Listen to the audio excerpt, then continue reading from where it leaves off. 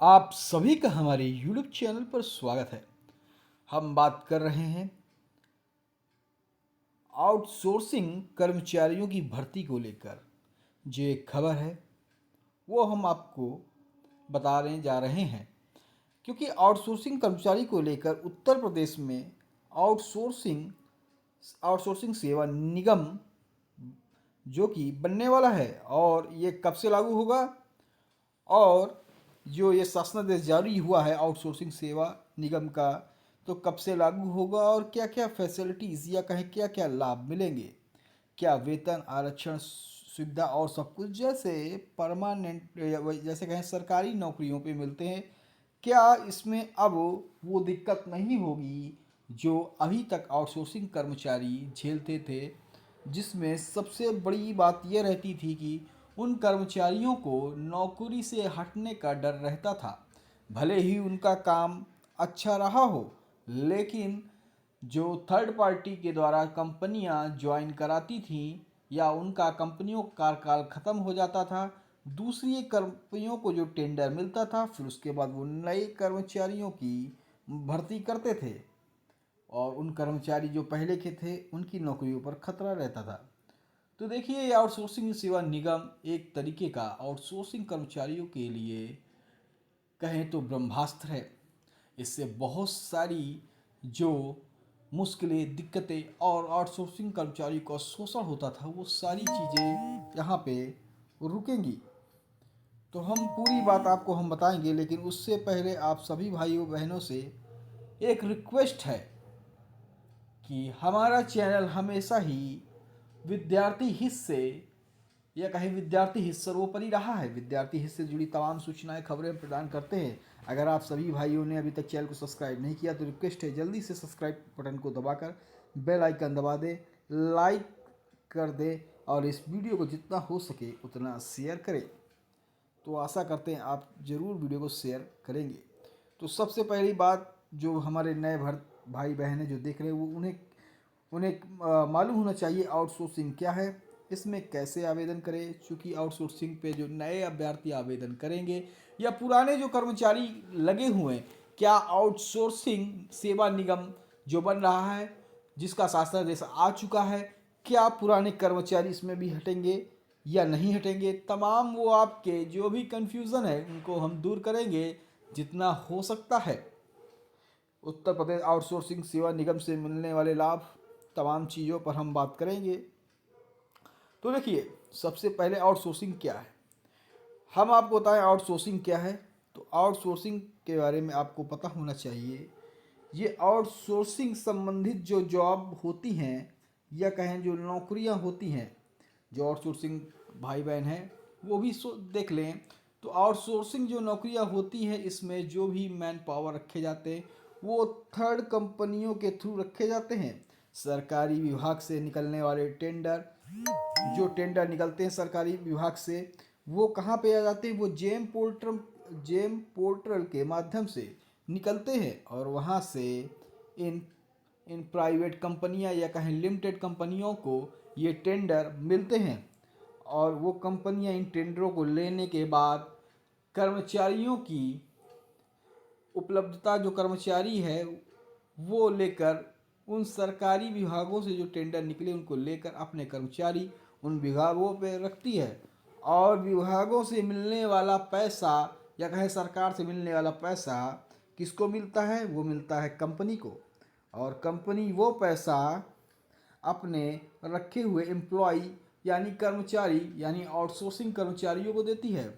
तो इसमें तमाम चीज़ें ये होती थी कि जैसे सरकार 16,000 समथिंग सैलरी दे रही है एक कंप्यूटर ऑपरेटर या डाटा एंट्री ऑपरेटर को, वहीं आउटसोर्सिंग कंपनियां इस 16,000 में से खाली आठ आठ से नौ 8,000 9,000 या 10,000 में, ये 8,000 भी दे सकती है, 9,000 या 10,000 में भी उन कर्मचारियों को सैलरी देती हैं, या 9,000 8,000, वो पूरा 16,000 उन कर्मचारियों तक नहीं पहुंचता, और वो काट के वो सैलरियाँ देती हैं। और कभी कभी आउटसोर्सिंग कंपनियां जो भी हैं, जो पीएफ वगैरह है, वो भी काटती हैं, और उसका भी पैसा जैसे 9,000 दे रही हैं, 9,000 में से 1,000 उन्होंने पीएफ संबंधी पैसा काट लिया, और जैसे ही वो कंपनी का टेंडर हटा और कंपनी चली गई और पीएफ का पैसा उन्हीं के पास रहता है, और ना ही वो पीएफ का पैसा कर्मचारी तक नहीं पहुंच पाता। इससे तमाम वो जो पैसे के लॉस और तमाम वो पैसों की दिक्कतें कर्मचारियों को होती हैं, वो उनको पीएफ वगैरह का नहीं मिल पाता। उसके बाद अगर हम बात करें समय से पैसा, कहें समय से सैलरी ना मिल पाना। लेकिन ये आउटसोर्सिंग सेवा निगम जैसे ये सुचारू रूप से लागू हो जाएगा, तो इससे जो तारीख होगी, पहली तारीख जो भी तारीख होगी, पहली दूसरी तारीख जो भी होगी, उस तारीख को आपको सबसे पहले आपकी सैलरी आपके अकाउंट में पहुंच जाएगी। लेकिन हम बात बता रहे थे आउटसोर्सिंग क्या है। तो आउटसोर्सिंग मैंने आपको बताया, ये सरकारी विभागों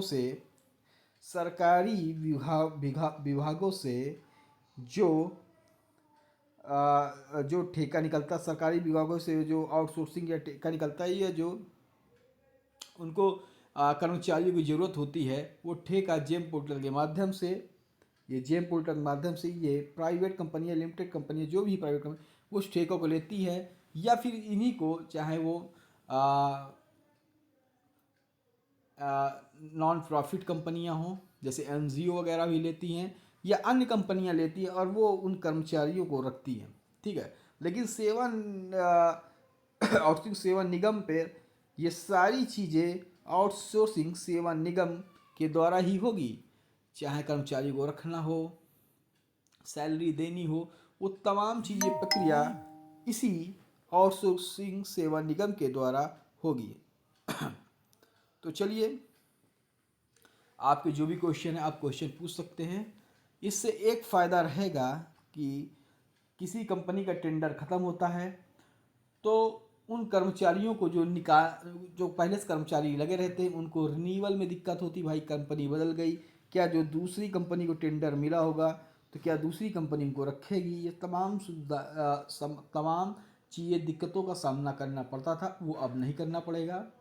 जो पहले से कर्मचारी कम कर रहे हैं वो करेंगे। और ये आउटसोर्सिंग सेवा निगम में, इसमें ये सरकार के द्वारा खुद ही बनाया जा रहा है। इसमें तमाम आईएएस ऑफिसर्स या बड़े बड़े अधिकारी, इसमें सचिव सभी जो भी बनी है, वो तमाम इस विभाग में बैठेंगे और सुचारू रूप से जो भी सुविधाएं होंगी वो अभी हम आपको बताएंगे। और इसमें आवेदन कैसे करें आउटसोर्सिंग जॉब में, ये भी हम आपको बताएंगे आवेदन कैसे करें। तो पहले हम आउटसोर्सिंग के बारे में आपको बता दें और फिर इसमें आवेदन कैसे करेंगे ये भी हम आपको बताएंगे। तो चलिए आवेदन वाला हम आपको बता दें, फिर देखते हैं। देखिए, इसमें जो भी हम आवेदन करेंगे वो हम सेवा योजन जो भी पोर्टल है जो सरकार का है, रोजगार संगम या कहें सेवा योजन पोर्टल, ठीक है, सेवा योजन पोर्टल के माध्यम से आपको सरकारी विभागों में निकलने वाली जितनी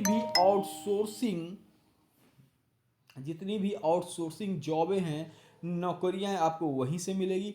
यहाँ पे कोई भी आपसे फीस नहीं ली जाती है और ना ही आपसे कोई रजिस्ट्रेशन के नाम पे पैसा और ना ही कोई रजिस्ट्रेशन फीस।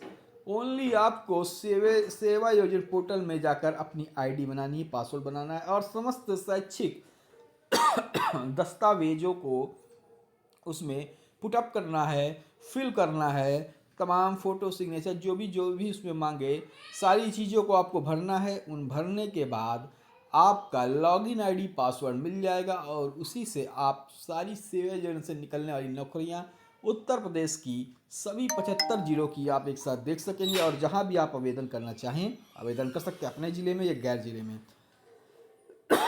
चलिए कैसे आपको बताते हैं, देख लीजिए। देखिए, सबसे पहले आपको यहाँ पे sevayojan.up.nic.in ये जो लिखा हुआ है आपको ये टाइप करना है, इसको आप इंटर कर देंगे और यहाँ पे आप देखेंगे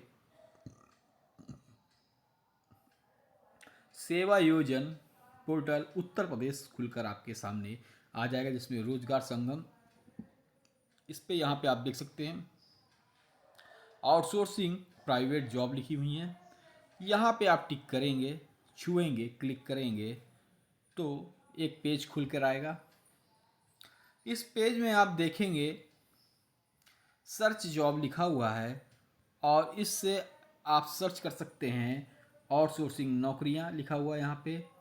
वेतन, जिस वेतन की नौकरी चाहिए उस वेतन को सर्च कर सकते हैं, जिस सेक्टर की चाहिए उस सेक्टर को सर्च कर सकते हैं, जिस ज़िले में नौकरी चाहिए उस ज़िले की नौकरी सर्च करते हैं, जिस योग्यता की नौकरी चाहिए उस योग्यता की।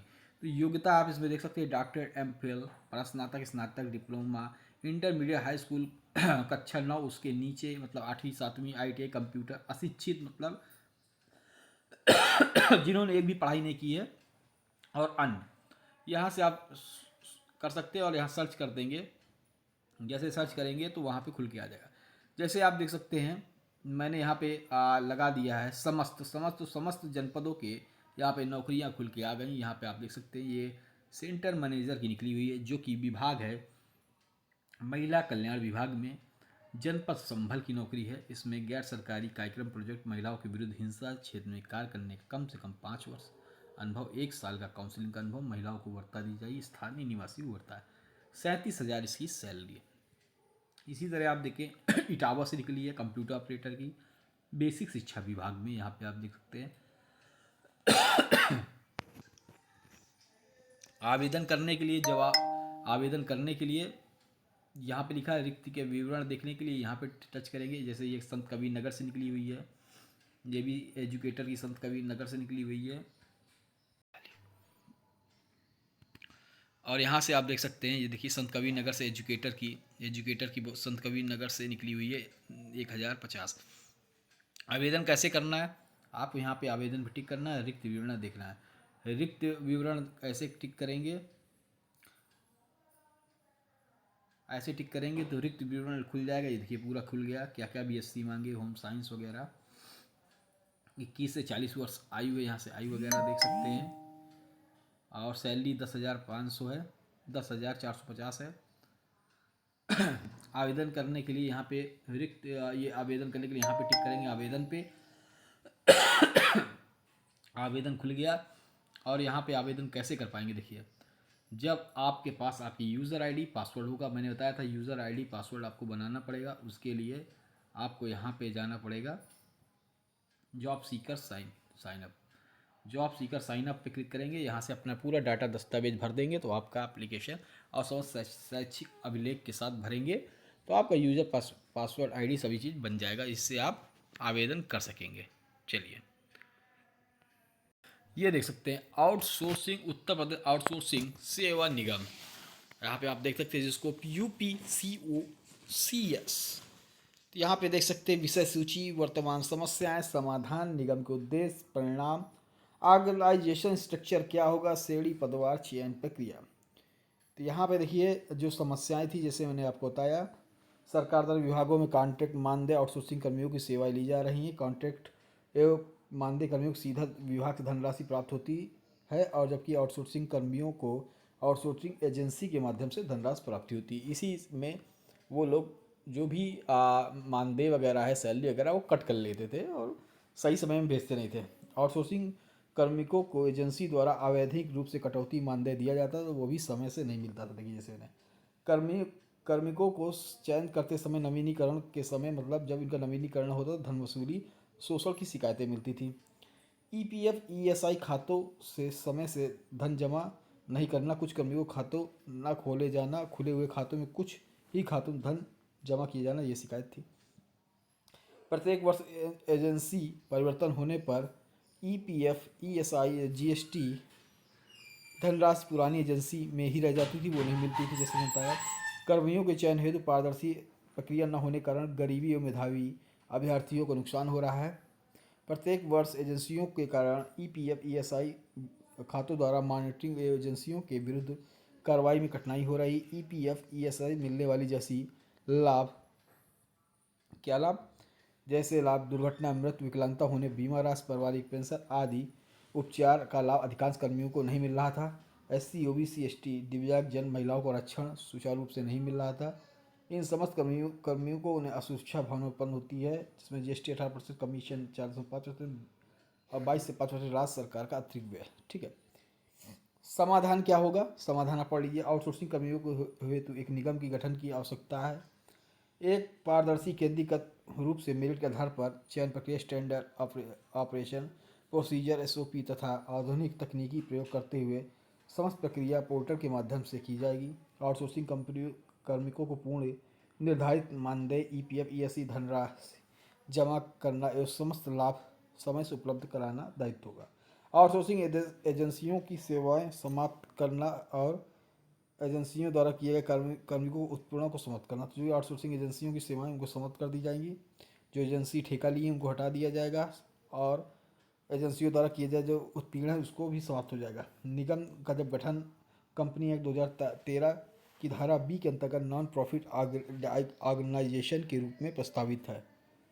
निगम वन स्टॉप शॉप होगा। सभी विभाग संस्थाओं राज्य सरकार से अनुदान प्राप्त करने वाली सभी संस्थाओं को आउटसोर्सिंग कार्मिक उपलब्ध कराएगा। तो कहाँ किसको किसको देगा ये निगम?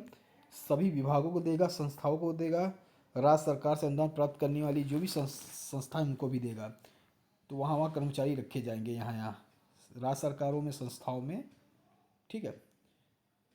गठन के से सबसे बड़ी बात यह है कि गठन के पश्चात पूर्व से कार्य समस्त कार्मिकों को सेवाएं यथावत रहेंगी और कोई भी कार्मिक नहीं हटाया जाएगा। जो भी लगा है वो लगा रहेगा। ठीक है। उद्देश्य क्या है? उद्देश्य देखिए, स्किल्ड सेमी स्किल्ड एवं अनस्किल्ड मैन पावर को शासन समस्त विभागों एवं संस्थाओं को उपलब्ध कराएगा। बिना किसी उत्पीड़न के कानूनों के अंतर्गत स्ट्यूटरी ड्यूज के साथ पूर्ण इम्प्लूमेंट का भुगतान सुनिश्चित होगा। प्रत्येक माह की 1 तारीख को खाते में मानदेय धनराशि जमा कराना सुनिश्चित होगा। प्रोफेशनल कंसल्टिंग ऑर्गेनाइजेशन कंसल्टेंट सूचीबद्ध मांग के आधार पर विभागों संस्थाओं को उपलब्ध कराएगा। परिणाम: आउटसोर्सिंग कर्मियों को पूर्ण मानदेय भुगतान उनके बैंक की प्रत्येक 1 तारीख को सुनिश्चित किया जाएगा। निर्धारित पैरामीटर द्वारा चयन प्रक्रिया पूरी की जाएगी और समस्त outsourcing man power EPF ESI खाते अनिवार्य रूप से खोलना एवं समय से पूर्ण भुगतान किया जाना। ईपीएफ ईएसआई से प्राप्त होने वाली सुविधाओं के लिए कार्मिकों को निगम के पोर्टल आवेदन करना होगा। निगम पर समस्त लाभ प्रदान देखिए तो क्या करना पड़ेगा? निगम के पोर्टल पर आवेदन करना होगा और निगम द्वारा समस्त लाभ प्रदान किया जाना सुनिश्चित है। लाभ क्या होंगे उन्हें हम देखेंगे। समस्त महिलाओं को इसमें अब 180 दिन का 6 माह का पेड मैटरनिटी लीव मिलेगा जिसमें वेतन नहीं कटेगा। प्रथम एवं द्वितीय डिलीवरी पर प्रथम बच्चे और दूसरे बच्चे पर एवं मिक्स कैरेज होने पर 42 दिनों का पेड मिलेगा। पैसे मिलेंगे पहली डिलीवरी पहले बच्चे पर, दूसरे बच्चे पर। अगर मिक्स कैरेज होता है तो उसमें आपको 42 दिन का अवकाश मिलेगा। सबसे अच्छी ये बात ईएसआई से जो लाभ मिलेंगे। अवस्था या बीमार की स्थिति में 91 दिन का 70% पेड लीव एवं असाध्य रोग की स्थिति में मिलेगा। 70% आपको मिलेगा और 30% हट जाएगा। ठीक है। अगर बीमार की स्थिति में अगर 91 दिन तक आप छुट्टी लेते हैं मेरे ख्याल से 124 से 309 दिनों तक 80% पेड लीव दिया जाएगा। असाध्य रोग है तो अगर 100 से 309 दिनों तक 80% पेड लीव दिया जाएगा और विशेष परिस्थितियों पर 730 दिनों मतलब 2 वर्ष तक इसको बढ़ाया जा सकता है। अगर आप बीमार हैं तो आपको पैसा मिलेगा 80% तक। कार्मिकों और उनके परिवार सदस्यों को सुपर स्पेशलिटी हॉस्पिटल, ईएसआई चिकित्सालय, इम्प्लेट प्राइवेट मल्टी स्पेशलिटी चिकित्सालयों में मुफ्त उपचार मिलेगा। शल्य चिकित्सा उपलब्ध कराई जाएंगी। सुपर स्पेशलिटी डायग्नोस्टिक सेवाएं मिलेंगी और डायग्नोस्टिक सेंटर पर मुफ्त सर्विसेज उपलब्ध कराई जाएंगी। उत्तर प्रदेश के 14 जनपदों में 75 सुपर स्पेशलिटी चिकित्सालय डायग्नोस्टिक सेंटर्स इम्प्लीमेंट है।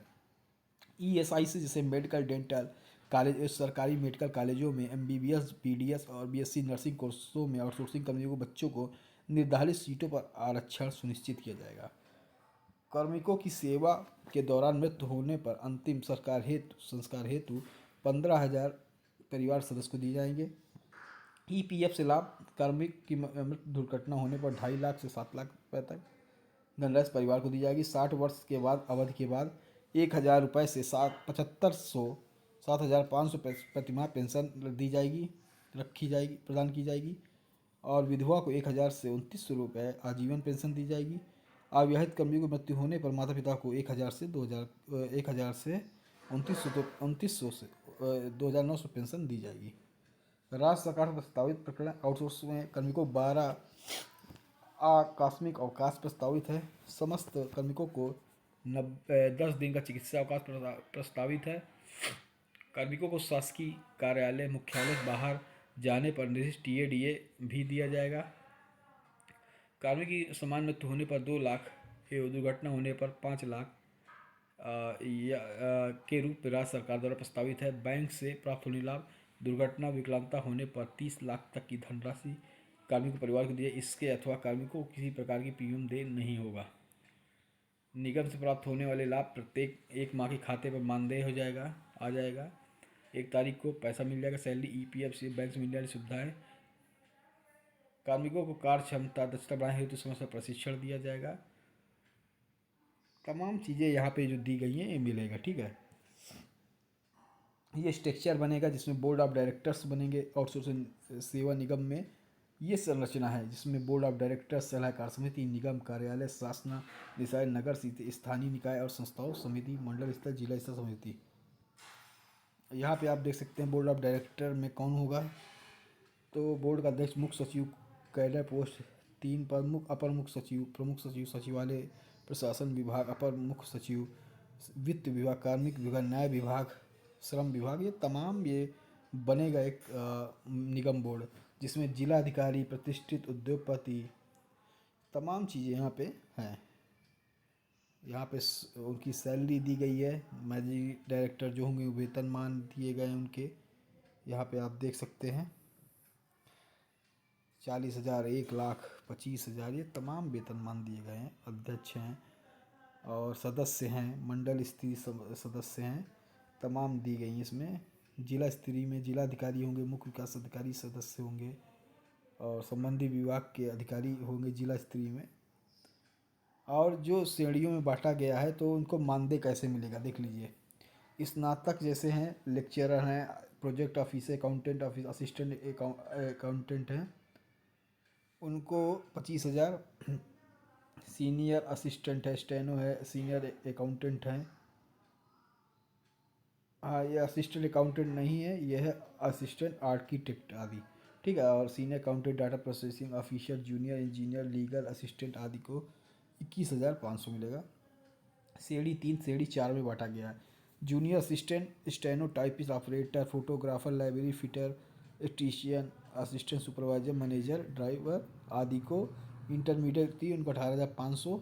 और श्रेणी 4 जिसमें 4th class watchman, lift operator, office peon, अंशसेवक, वेट क्लीनर, ये सभी को 10वीं पाँच और कक्षा 8 उत्तीर्ण 15,000 रुपये। ये तमाम चीज़ यहाँ पे दी गई है। चयन, जो भी अभ्यर्थी की चयन प्रक्रिया, पारिवारिक आय, अभ्यर्थी की आयु, पद निर्धारित योग्यता के सापेक्ष विभाग द्वारा निर्धारित मानकों के अनुरूप लिखित परीक्षा स्थानीय जनपदीय आधार पर की जाएगी। किसी भी पद हेतु कोई इंटरव्यू नहीं होगा। विधवा, तलाक से प्रतिबद्ध महिलाओं को वर्ता दी जाएगी। अधिक आयु, निम्न पारिवारिक आयु, ग्रामीण क्षेत्र वाले अभ्यर्थियों को प्राथमिकता दी जाएगी। चयनित आउटसोर्सिंग कार्मिकों की सूची संबंधित विभाग यूपीपीएस में को भेजी जाएगी। ठीक है, चलिए, ये सारी जानकारी हमने आपको दे दी। कोई भी अगर रह गया हो तो आप ज़रूर कमेंट बॉक्स में पूछ सकते हैं। जय हिंद, जय भारत, धन्यवाद। अगर कोई भी जानकारी चाहिए तो ज़रूर कमेंट करें। जय हिंद, जय भारत।